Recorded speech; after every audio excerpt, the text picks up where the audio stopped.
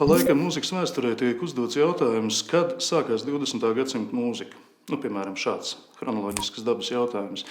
Un domāju, ka jebkurš mūzikas vēsturnieks, kurš nopietni grib atbildēt uz šo jautājumu, vienkārši apmulsīs, kad kaut kas ir sācies, jo 20. gadsimta mūzika sākas 19. gadsimta otrajā pusē, visticamāk iezīmes mēs atradīsim vēl kaut kad agrāk. Un arī mūsu saruna šodien būs laikā izstiepusies no tāda brīža, par kuru nevar pateikt, kad kaut kas ir sācies. Jo nonākt līdz 1918. gadam, respektīvi līdz Latvijas Republikas dzimšanai, apskatot Latvijas mūzikas vēsturi, es kā sākuma punktu vēlētos likt kaut ko pilnīgi nedokumentējamu, bet tādu laikmetu, kas iespējams vislabāk atbilst izplatītajam mītam par latviešiem kā dziedātāju tautu. Es uzreiz atvainojos, ka es lietoju šo vārdkopu, mani pašu viņa diezgan pamatīgi kaitina, jo tādējādi mēs mēģinām kādam a priori pierādīt, ka mūsu kori ir labākie, ka mēs dziedam visbiežāk. Es domāju, ka cilvēki, kas ir mazliet paceļojuši pa Eiropu un varbūt pat vēl arī kaut kur tālāk, zinās, ka dzied arī citas tautas. Un iespējams dzied pat arī visā visumā labāk, kaut gan nenoliedzam, mums ir daudz izcils balsis, bet es domāju, ka latvieša vidējais dziedātāja talants nesasniedz varbūt, labākos Eiropas standartus. Bet kādēļ latviešu dziedātāja tauta? Tādēļ, ka tiešām bija tāds laikmets, droši vien, ka tam var ticēt, kad cilvēki patiešām darbu darot dziedāja, atpūšoties dziedāja, gadskārtas svinot dziedāja. Tad runa ir par latviešu tautas mūziku, par tās senāko slāni. Lūk, tas ir brīdis, ar ko es vēlētos sākt, jo šī pārmantotā mutvārda dairada līdz pat 19. gadsimtam, kad tā patiešām tika jau dokumentēta un pat zinātniski dokumentēta, daudzas liecības stāsta, ka cilvēkiem ir bijušas savas dziesmas vienam darbam, savas dziesmas otram darbam. Ja es eju uz aku, tad es dziedu vienu dziesmu, ja es eju uz kūti, es dziedu citu dziesmu, nerunājot par to, ka mēslu tālāk vispār nevar notikt bez dziedāšanas.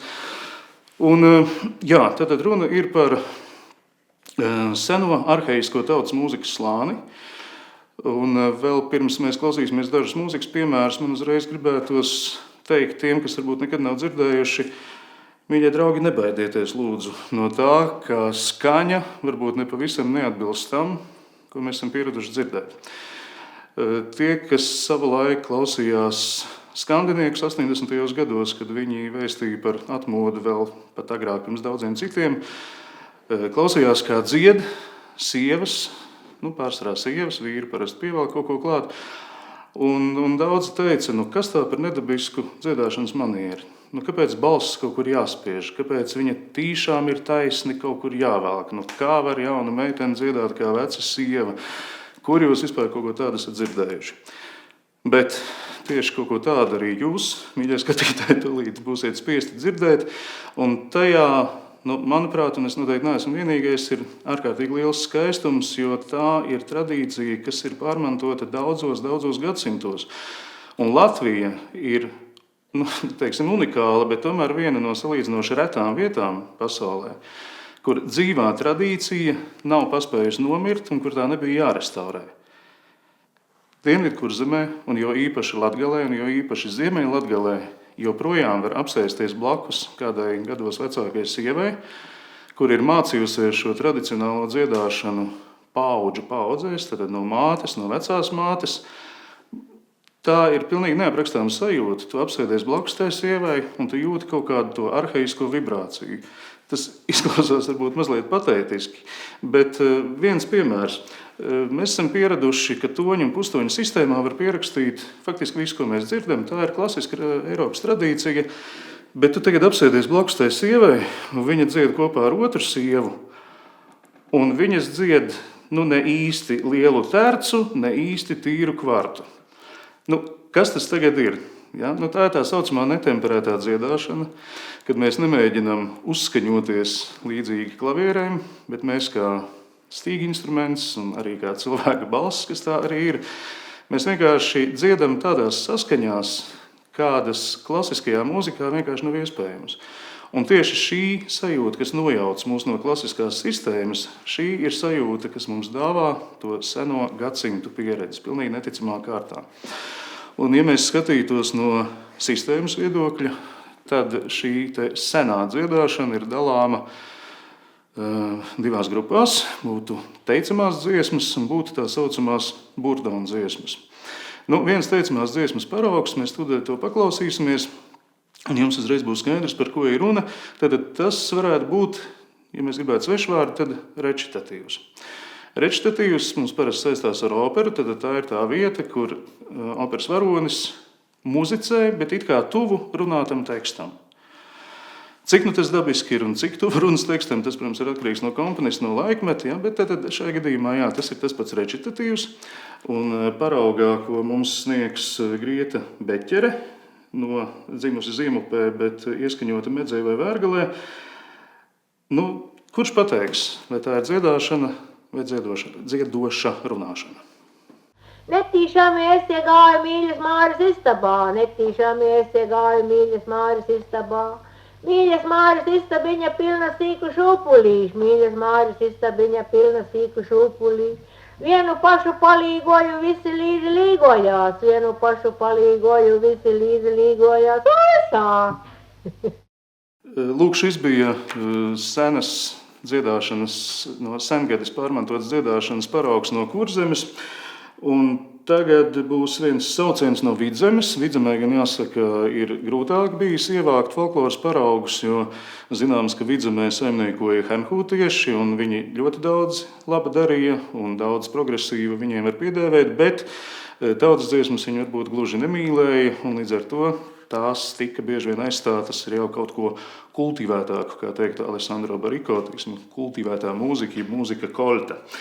Un tomēr pa kādam paraugam ir, un lūk viens ganu sauciens, ko neticam možā balsī dzied sieva, kurai tobrīd ir jau 71 vai 72 gadi. Viņas vārds Marta Sīpola, viņa ir no Ēveles, un viņa rāda, kā gans stāvēdams, iztēlosimies droši vien tā poētiski, viena kalna galā, sauc otram ganam, kurš stāv otra kalna galā. Un šī Marta Sīpola mums tikai sauks vienā virzienā, jo nav otra gana, kas atsaucas, bet apmēram mēs varēsim iztēloties, kā viņi tur sarunājās. Elu, elu, elu, elu, celies mosties, Freimaņjāni, govis linus izbrādājuši. Elu, elu. Lūk, divi recitējumi un dziesmu paraugi, un tagad pāriesim pie daudzbalsīgas muzicēšanas. Jā, šis vārds, ko minēja burdons, tas tiek lietots gan klasiskajā mūzikā, gan arī mūsdienu mūzikā, kā drone, viņi droši vien pazīs. Te ir runa visos gadījumos par kaut ko, kas dūts, vai kādu skaņu, kas ir ilgstoša. Un latviešu tautas mūzikā, un ne tikai latvieši, ir paraugi Balkānos, ir līdzīgi paraugi Gruzijā un Eiropas dienvidos un vēl visur, kur. Bet lūk, arī Latvijā tad kā ir? Ir sieva, kas sauc, viņa tev iedod pamata informāciju. Tad ir sieva, kas velk, un virs šīs velkošās skaņas ir vēl viena sieva, kas loka. Tad 3 šādi te elementi vienai dziesmai. Un ļoti raksturīgs ir Kurzemes garais sauciens, tā būs pavasara dziesma, burdons no otaņķiem. Un mēs dzirdēsim arī akurāt otaņķu ansambļa ierakstu. Iztēlojamies, ka ir pavasaris. Nebēdāju piekususi, priecājosi nodarīt.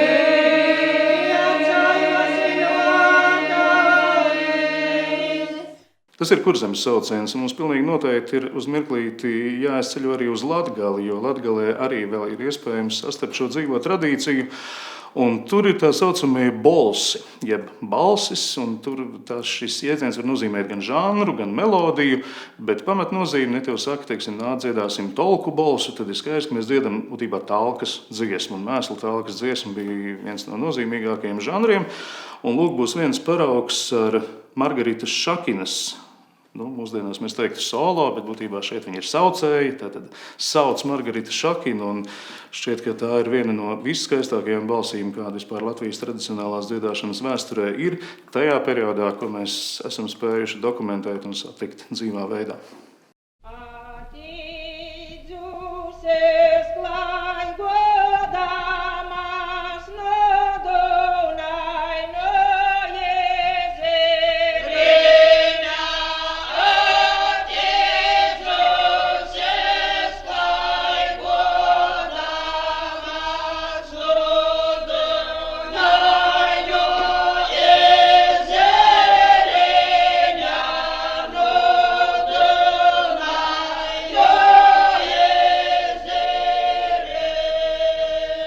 tolku balss no Latgales, un tagad mēs pievērsīsimies vēl vienai senas dziedāšanas tradīcijai, kas bija izbeigusies, pārtrūkusi un kas tika restaurēta. Šos pavasargaros saucienus no Kurzemes un tolku balsu no Latgales, tos mēs joprojām pārmantotā veidā varam sastapt, dzirdēt, bet sēlija un sēlijas rotāšana, tās bija dziesmas, kas Jurijāna Andreja pierakstītas, bija palikušas tikai uz papīra, ko dzīvā veidā vairs nevarēja dzirdēt ne no vienas sievas, un tad lūk nāca tradicionālās dziedāšanas grupas saucējas. Un Iveta Stāles, šī ansambļa vadītājas uzraudzībā, viņas izkopa savas balsis tā, ka mēs tiešām varam ticēt, tā šī ārkārtīgi raksturīgā rotāšana ir izklausījusies 19. gadsimta otrajā pusē, kad Jurijāna Andrejs to pierakstīja. Un visticamāk, tā meitenes sēlijā rotāja vēl pirms kristiešu ienākšanas, un varbūt pat līdz ar to brīdi, kad vispār šī brīža Latvijas teritorijā parādījās kādas baltu ciltis.